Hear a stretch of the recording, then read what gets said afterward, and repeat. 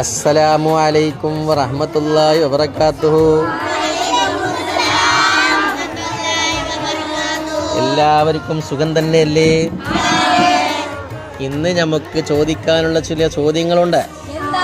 അതിനെല്ലാം നിങ്ങൾ മറുപടി പറയൂലേ? ഇൻഷാ അല്ലാഹ്.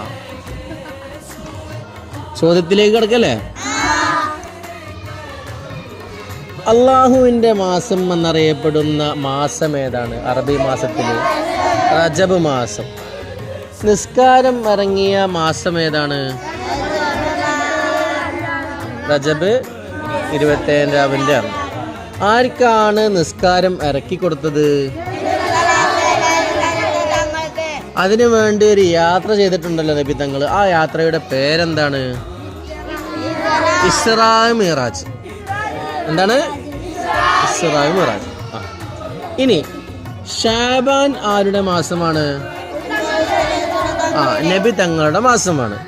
ആ മാസത്തിൽ വർദ്ധിപ്പിക്കേണ്ട കാര്യം എന്താണ്? നബി തങ്ങളുടെ മേലില് ഒരുപാട് സലാത്തുകൾ വർദ്ധിപ്പിക്കാനുള്ള മാസം കൂടിയാണ്. എന്തുകൊണ്ട്? ഷാബാൻ നബിയുടെ മാസമായതുകൊണ്ട്. ഇനി നമ്മുടെ മാസം ഏതാണ്? റമളാൻ മാസം. റമളാൻ മാസത്തിന്റെ ഒരു പ്രത്യേകതയുണ്ട്. ആ പ്രത്യേകത എന്താണ്? ഖുർആൻ ഇറങ്ങിയ മാസമാണ്. ഷഹ്റു റമളാൻ അല്ലദീ ഉൻസില ഫീഹിൽ ഖുർആൻ. ഖുർആൻ ഇറങ്ങിയ മാസമാണ്. ആർക്കാണ് ഖുർആൻ ഇറക്കിയത്?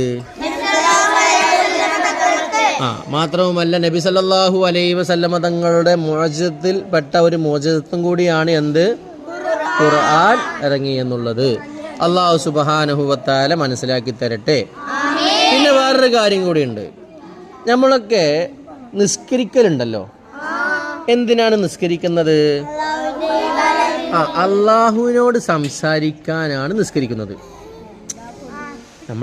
നമുക്ക് അള്ളാഹിനോട് സംസാരിക്കാനുള്ളൊരു ഓപ്ഷൻ അല്ലല്ലോ.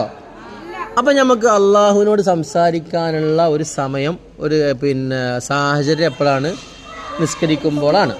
അതുപോലെ അള്ളാഹു നമ്മളോട് സംസാരിക്കാറുണ്ടോ? ഇല്ല. പക്ഷെ നമ്മളോട് സംസാരിക്കണം എന്ന് ആഗ്രഹമുണ്ടോ? അങ്ങനെ ആഗ്രഹം ഉണ്ടെങ്കിൽ അള്ളാഹുവിൻ്റെ കലാമായ പരിശുദ്ധ കലാം ഓതിയാൽ എന്തായി? അള്ളാഹു നമ്മളോട് സംസാരിക്കുകയും ചെയ്യും. മനസ്സിലായോ?